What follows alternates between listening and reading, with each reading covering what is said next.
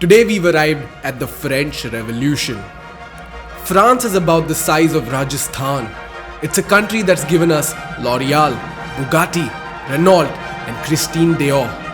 Big on the international scene, France's revolutionary ways lie at the heart of its mighty influence.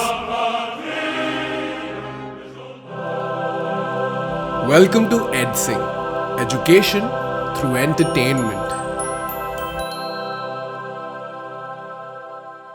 Your chapter is split into 6 parts.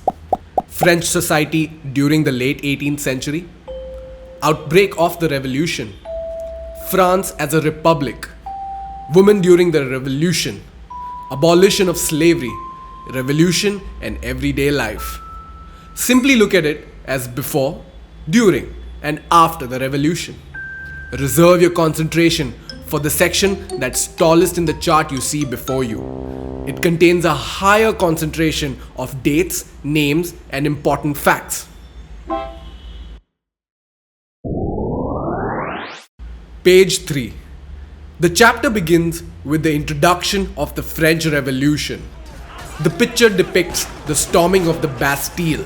7,000 men and women have come to protest the king and his ways. Page 4.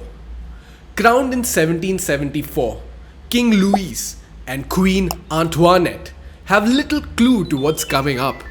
France has been at war. Running the country needs a lot of money. Credit has become expensive. The only way to keep cash flowing is to raise taxes. Here's the problem. The French society is split up into 3 parts and only one pays tax. Welcome to the old regime. The first estate, clergy, church people.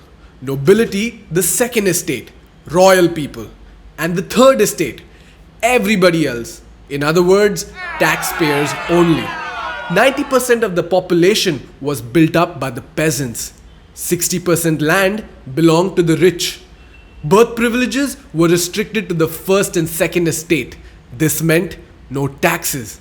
Taxes were imposed not just by the nobility but even by the clergy. Teeth and tail are one way of remembering the number of direct and indirect taxes levied on articles of everyday consumption.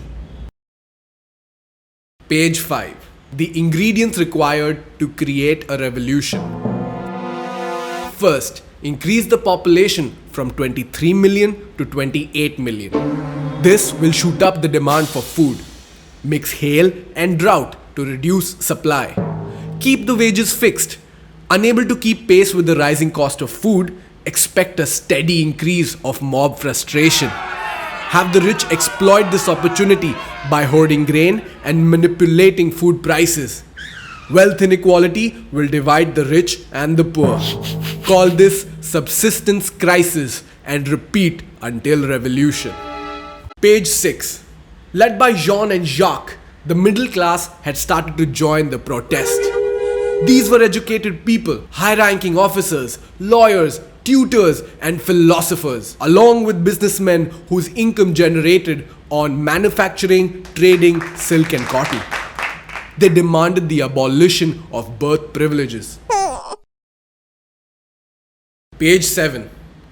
Jacques asks for a government based on a social contract between people and their representatives. Divide power into 3: legislative, executive and judiciary. Ideas such as these were being discussed in coffee shops, salons, newspapers and books. Page 8. The outbreak of the revolution. The king had to increase taxes by calling a meeting of the Estate General. This included 300 members of the first, 300 members of the second, and 600 members of the third estate. Imagine playing rock, paper, scissors with an opponent using 2 hands. Naturally, the third estate demanded a change in voting from 1 vote per estate to 1 vote per person.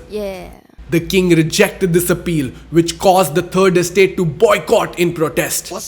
Inside an indoor tennis court, the third estate declared themselves a national assembly and swore to not disperse until they had drafted a constitution limiting the power of the king. Page 9. Meanwhile, bad harvest, deadly rumors, and corruption brought France into a state of panic.